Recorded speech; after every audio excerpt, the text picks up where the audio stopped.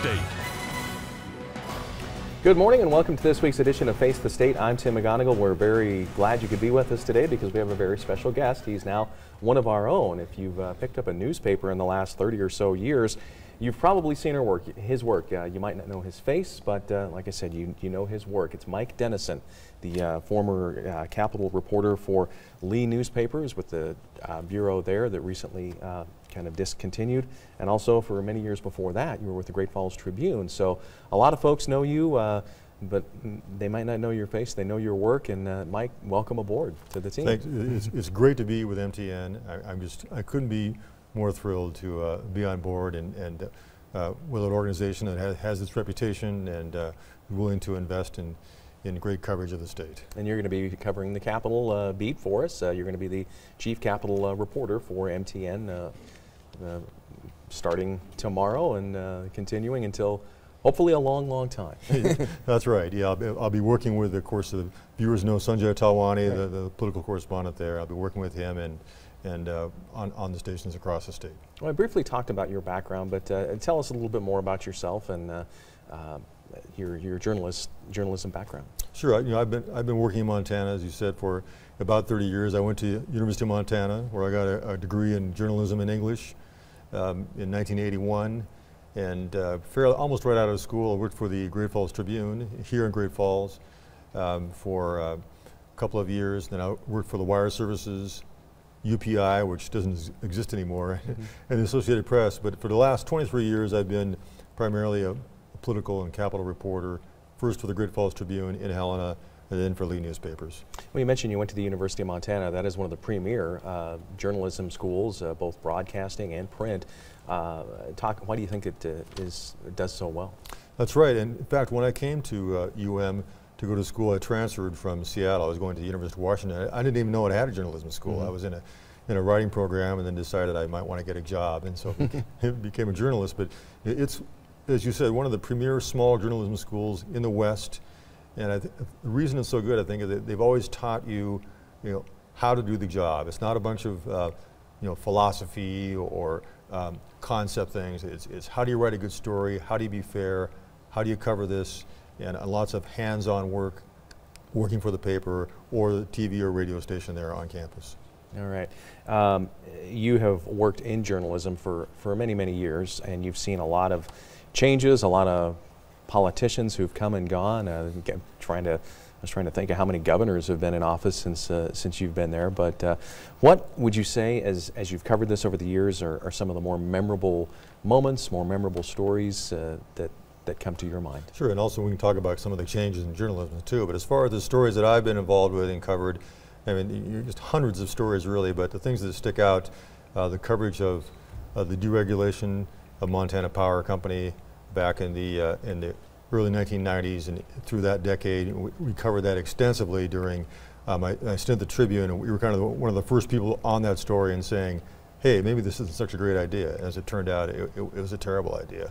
And I covered that, and also other things, a lot of campaigns, including both campaigns of Senator John Tester, both when he beat Conrad Burns and when he held off Dennis Rieberg 6 years later. Two of probably the most exciting campaigns I've ever covered. Millions and millions of dollars being spent down to the wire, and the control of the Senate hanging in the balance. And so lots of campaign stories, and at the legislature as well. I remember the 2007 session when they crashed and burned at the end and did not pass a budget. And then Schweitzer came in and cut a deal with some moderate Republicans, kind of setting the tone for the next really 6 to 8 years of politics in Montana, where we have this split in the Republican Party, which still exists today. How many legislatures, if you've counted it all up, have you covered? I think I've covered 11 full-time. Okay. And I've been covering the legislature since the late 1980s. And you mentioned governors. I think I've covered 6 governors as well, too. Yeah. And for journalists, there's no term limits on journalists, so you get to. Do you find yourself when you're at the legislature and meeting with some of those politicians, particularly some of the newer ones, are they kind of maybe asking you for thoughts and advice, or maybe not advice, but just kind of picking your brain since you have been there for such a long time? That happens once in a while. I mean, there have been occasions where legislators that come up to me and said, Mike, how do I vote on this issue? I'm going, well, you know, I really can't tell you that. You have to decide that. But if you have a question about an issue or about a procedure, you know, I'd be glad to tell you, what I know. But yeah, you do run into, there's not a lot of institutional memory up there anymore because of term limits. And so I'd say there's at least, a third to a half of the legislators who are going to be almost totally new. And it's difficult to figure out what's happening. As a reporter, when you start out, the first session I was there, first couple of sessions, I don't really know what's going on. I mean, and it takes you a while to kind of, follow the path of legislation and know what's going to happen, and just basic procedural stuff. All right. You mentioned too that there's not only been changes in the legislature, obviously the politicians, they come and they go, but there's changes in journalism too. And when you first started in print journalism, there was, probably there was radio reporters, there were TV reporters, but now you see a lot of online reporters as well, doing their blogging and whatnot. Talk about the evolution of and how social media has kind of helped change things as well. Yeah, and the internet in general. Yeah. The internet itself has been, absolutely the biggest change since I've been a reporter. It's just changed the whole face of the media, newspapers and TV, radio, everything. It really kind of reduced the revenue stream for a lot of those old-time or traditional media. And what's happened is there are fewer reporters covering politics now and covering the Capitol than when I first started out. There's probably about, I'd say, 2/3 to a half the number of reporters doing it full time. That's one of the biggest changes. And another change that we've seen, you mentioned social media, Twitter, Facebook, ways of communicating, and the internet. And I think the change there primarily is that you have to think, when I go cover something, how fast can I get this up? Like for print reporters, we could think, well, we don't got to worry until 6, 7, 8 o'clock, get our stories done, because it'll be in the paper tomorrow morning. Now, you've got to bang it out now, and you got to get up online, or you've got to tweet it and get it out as fast as you can. So that's definitely a big change too. Do you think the internet, the social media, is that a good thing for journalism, or do you think it might not be such a good thing for journalism? Well, I think it's kind of a two-edged sword, really. I mean, it can cut both ways. I mean, what you have to remember is that, Facebook, Twitter, et cetera, these are just another way of communicating the story. The story still has to be accurate. It still has to be timely, and it might be shorter, and it might get out some snippets, but those fundamentals are still in place, so it hasn't changed those. And you mentioned before earlier talking about bloggers, and that's come to, we never had that before, where people who are, some of them may have some professional training as journalists, some of them may not. There's probably about a half dozen political bloggers in the state, and they're putting stuff out, but it basically has a spin. And I'll get story ideas from reading those, but they're not professional journalists most of the time. Some of them are professional. You just have to kind of figure out their biases, and once you see a story, and follow it and report it yourself before you just spit it out what they're doing. All right. Well, there's an upcoming legislature next year.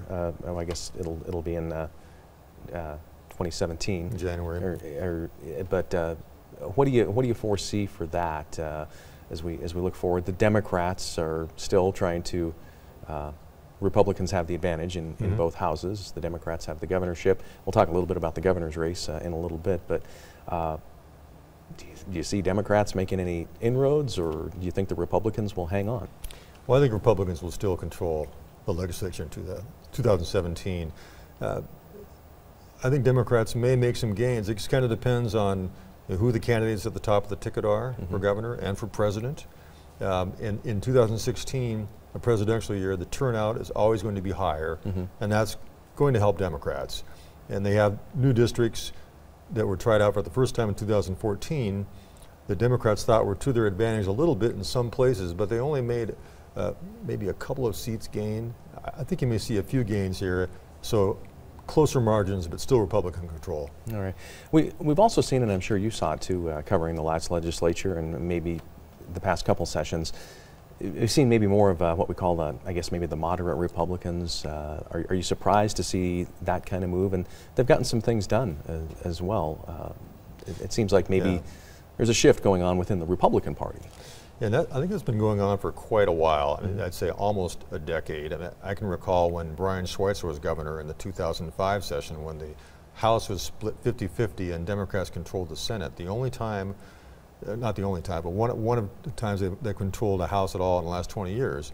But Schweitzer was told to get stuff through the House, and he had to peel away, 2, 3, 4 Republicans to form a majority. And I think that's kind of where it began, and it's continued since then, that Democrats have been governor, and they've had to figure ways to get their agenda through somehow, or get parts of their agenda. And to do that, they have to have some Republican help.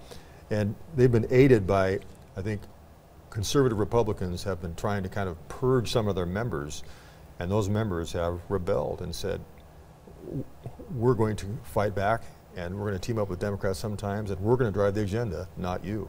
Right, we kind of saw that with Medicaid expansion. A Absolutely. couple of years ago, it failed, but this time around, there was a little bit of a compromise and more of a meeting in the middle. Yeah, and we had a couple other issues too as well. Of course, the major campaign finance reform bill, the Flathead Water Compact, that conservatives very much opposed to them, but they could not stop those because some of the more moderate Republicans teamed up with the Democrats to get those through. All right. Well, we talked a little bit about the legislature and the upcoming elections there.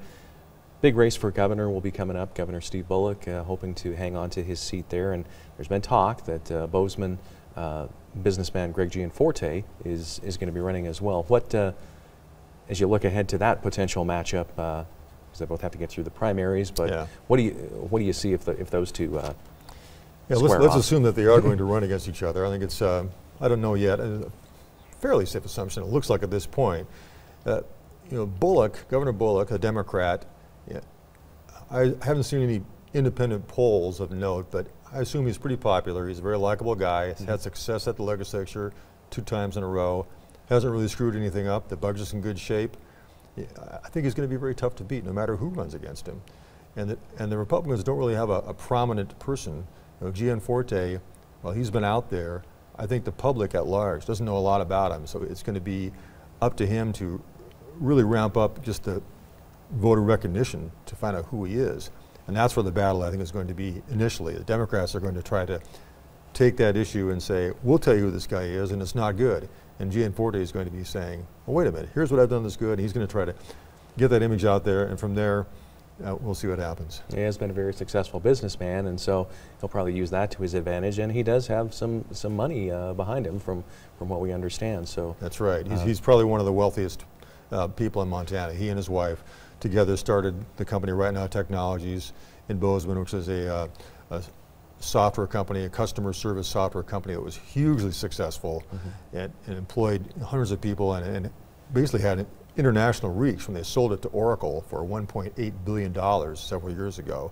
So it made a lot of money off that, and he's used that to go around and talk about how to start businesses, and used his expertise in the tech field to talk about starting businesses here in Montana that are high-tech businesses. Okay. You mentioned Brian Schweitzer. He was Steve Bullock's predecessor, and you had a chance, obviously, to work with him. I know for our on our broadcast side, working with him, he was always good for a great soundbite. Did you find that true for the newspaper side as well? Yeah. The thing we used to see about Schweitzer is that no matter what he's doing, you know it's going to be entertaining. and he was unlike any governor that I've covered. Most governors that I had covered, you would try to talk to them and call them up and arrange something, and they weren't hiding from you, but they just kind of kept their distance from the press. Schweitzer, he just call you up on the phone and just say, this is Brian, and just start talking about something you'd cover that day or that week, and just start jawing. And he just loved the spotlight and loved talking to the press, and he was like no other in that regard. And just kind of a born entertainer, really. All right. Well, one of the people that you worked with for a long time, who was also a member of that Lee Bureau, was Chuck Johnson, who I believe covered the Constitutional Convention in 1972. That's right. So he was there even longer than you. But I know you learned a lot from him, and you guys are still great friends. What do you think? If you look back at what Chuck taught you, or maybe what you might have learned from watching him, working alongside him, what kind of stands out? Yeah, well, and also I should say that without Chuck Johnson, I probably wouldn't have a career in journalism. He's various things that helped me get jobs or helped my wife get jobs over the years. And he's been a friend and colleague. But you know, Chuck Johnson was a guy who you know, really set the standard of fairness and treating everyone equally. I mean, I know that Republicans and Democrats alike had offered him jobs because they just they never really knew where he stood politically on many things. And plus, I think Chuck was just a great conversationalist, or is a great conversationalist. I shouldn't say was; he's still around, and made people feel at ease when he talked to them, and you know, just never threatening, and just had a real demeanor about him that I think that any journalist could emulate, and find they can get quite a ways in the business being that way. All right. When you and Chuck found out that Lee Newspapers was discontinuing their bureau, what were your thoughts? Because here you guys have a lot of experience, and this is an important. Montana might not be a big state population-wise, but still people want to find out this information, and you two are two of the mainstays. And I guess what went through your mind when you? Well, a couple of things. First of all, I wasn't that surprised that they wanted to downsize that operation, just because the company itself had, you know, not been in the greatest financial shape. Print journalism's been in tough shape. So that didn't catch me totally by surprise. What was surprising to me is that they would close the bureau entirely,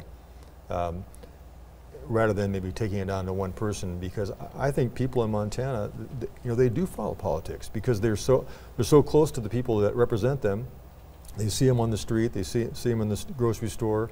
They want to know what's going on. And every paper that I've worked at in Montana, political news, legislative news, has been played prominently because people like to read it and know what's going on. Well, I know you can't tell us what you're working on right now, but I know that there's a lot of issues that are going to be coming up here as you're going to be our capital reporter for MTN. But what do you foresee as some of the big issues coming up in the next couple of years, I guess, as we get closer to the legislature and the election cycle? Yeah, certainly. I think, you know, the Medicaid expansion you mentioned earlier in the show, that's going to be a big issue, just rolling it out. And you know, this is hundreds of millions of dollars coming into the state, covering anywhere from, you know, 20 to 50,000 more people in the state. How is that going to work? Will the federal government accept the model that Montana wants to do? That's going to be a big issue. Also, we mentioned the campaign finance reform. Montana has probably one of the newest type of efforts and laws to control that, put more spotlight on dark money. How is that going to work out? That's going to be a big story. You mentioned the governor's race, and I think we also may see some spirited Supreme Court races as conservatives try to get more control of the Supreme Court in Montana. And also, I think really the big political story in Montana is the continued tension between Democrats and Republicans. It's a very closely divided state, although conservatives seem to have the upper hand, but they still can't really seem to control majorities. They're going to keep trying to do that in some fashion. You mentioned it's a kind of a tense time between those two parties, and they've always been kind of on opposite sides, kind of competing, I guess. But has it changed? Have you seen the parties change as like from when you first started? Maybe more cooperation. They're always going to have differences, but you like to see that cooperation. I think the citizens like to see that cooperation, but sometimes it seems like there's no give and take on each side. I think you're right. The people of Montana do want their politicians to work together because the state is fairly closely divided politically, and what I've seen is that I think it's become a little more partisan than it has. It's always been partisan. Democrats are always trying to get one up on Republicans and vice versa, but now I think that there is a more conservative strain that's developed within the GOP, and they say that we represent our party in Montana, and we want to control the agenda and make Montana a more conservative state. And that tension is going to continue, I think, and it's the Republicans are going to have to try to sort that out, and Democrats are going to try to take advantage of it and still win things, even with their minority status. Right. I found it interesting, too, reading some of the comments when you and Chuck and the Bureau was downsized. Some of the comments from people not happy with that decision, but also thanking you and appreciating all the work that you've done. And that's got to make you feel good as a journalist because you've got it coming from both sides, both Republicans, Democrats, and tell me your thoughts on some of the things you heard, and maybe some that might have surprised you as well. Well, that was really nice to hear from both sides, and it didn't really surprise me in that, because I said Chuck Johnson and I prided ourselves in treating people fairly, and one thing that I've always done as a reporter, when I'm talking to people and I come up and say, okay, I want to do a story on this, I always tell them exactly what the story is, what it's about, who I've talked to, where I'm going with it, totally upfront about what it is. I don't want any surprises from them when they pick up the paper or they watch TV the next day. And I think that's really kind of where the appreciation comes from, that if you be upfront with people and treat them fairly, and when they pick up the paper or watch the news and say, yeah, that is what I said, that is accurate, and that's what I want to see. Have you ever had anybody who you've tried to interview that refuses to do the interview because they might have maybe a distrust of the press, or has that ever happened? Oh yeah, I think more often it's people who aren't used to dealing with the press. And as I was saying, you have to talk them down from the tree and say, look, here's what I'm doing, here's why I'm talking to you. If you don't talk to me, here's what will happen. Well, the story without your comment, and I'd say 9 times out of 10, you can get them to talk to you. All right. What would you say to young people who are thinking about getting into journalism, be it print or broadcast? What's your advice, knowing what you know now is what you knew back in '81? Well, I think they'd have to think about just what sort of niche they want to fill, and where's the press and the media going right now in terms of what, where is TV news, where is print news going, and how do you fit into that? Because it's a changing world, and it's changing faster than I can even determine myself and know what to do. And I guess I would say that you got to develop your skills as any other journalist would, and be a good writer and be a good communicator and be able to work fast and be adaptable, which really isn't any different from what I learned 30, 35 years ago. All right. We talked a little bit about Brian Schweitzer. We've talked a little bit about Steve Bullock, two very different personalities. But talk about maybe some of the other governors and maybe some of the other personalities that you've come across in state government that maybe stand out in your mind. Well, of course, Senator Max Baucus, Senator Conrad Burns, two very different people. I mean, Senator Baucus, he basically wrote his staff, and he wrote the health care reform bill. And he was involved in almost every major issue you could think of for the last 20 years in some fashion, and never lost an election. And even though he was not the most articulate guy, I mean, he was not like Schweitzer and Burns, who are just, these guys are just kind of jokers and very, very easy to talk to. Baucus was not like that, but still, look what he did. I mean, he was chairman of the Senate Finance Committee. And the same thing, Conrad Burns was, he was a fascinating guy to cover as well. He always kind of, I think he felt the press was kind of hard on him. And in some ways, I think he was right. But still, he came from the media, and he worked well with us, and he was involved in lots of big issues as well. So, those two guys probably stand out just off the top of my head. Any maybe state legislators that kind of jump out at you? Yeah, there were a few. Senator John Cobb, who's from Augusta, kind of a different guy who would go both sides of the fence, and just a really super smart guy, knew state government in and out. I think he was a great cover. Francis Bardino, the late Francis Bardino, who was from up on the High Line, just a wonderful guy who saw the legislature from the 1950s into the 1990s, and people like that. Those are the two that come to mind. There's other ones that I've covered. I mean, there's very few legislators that I've covered that I have even disliked. All these people, I think, are smart and engaging and want to do the right thing. All right. How about the legislative sessions themselves? I know that there's been some real unique times in the legislature and debates that have gone on, and I think you mentioned in 2007. That was a time. Any other moments in the legislature that kind of stand out in your mind? I mentioned Francis Bardino. Sure. I mean, this is quite a while ago. In the late 80s, though, they had a special session that went late into the night on the Saturday before Easter, went into Easter morning, like 2 or 3 in the morning. Here's Francis Bardino on the floor of the House just shouting at this Republican saying, "You've crucified the rights of the voters on Easter Sunday morning." And of course, none of that was up in the paper until like a day later, because there was no instant news, as it were, and things like that. So these days that could be up instantly, and with the Twitter, with the Facebook, that sort of thing. And if people were still watching that at 2 in the morning. Yeah, that's true. But they would see it the next morning rather than a day later. All right. How long do you think you'll do this? You're still a fairly young guy, but how long do you want to continue to do this? Well, you know, at least another 5 years, I would hope. And I've kind of looked ahead to the elections. 2020, 2022 may be the last elections that I cover. And I may cover a few more legislatures, but it's still something that fascinates me. I love telling the stories about what's going on, and what I like even more is being able to take a complex issue and break it down and explain it to people and say, here's why you should care. Because if you just cover the process and say, you know, so-and-so voted this way, so-and-so committee did that, you know, that doesn't mean anything to people. You got to tell them, you know, what it means to them and why they should care. Yeah, and we're looking forward to you doing that for us. We didn't talk about the U.S. House race, which will be coming up. Ryan Zinke is the incumbent there, and have you heard of any possible candidates who might be running against him or running on the Democratic side?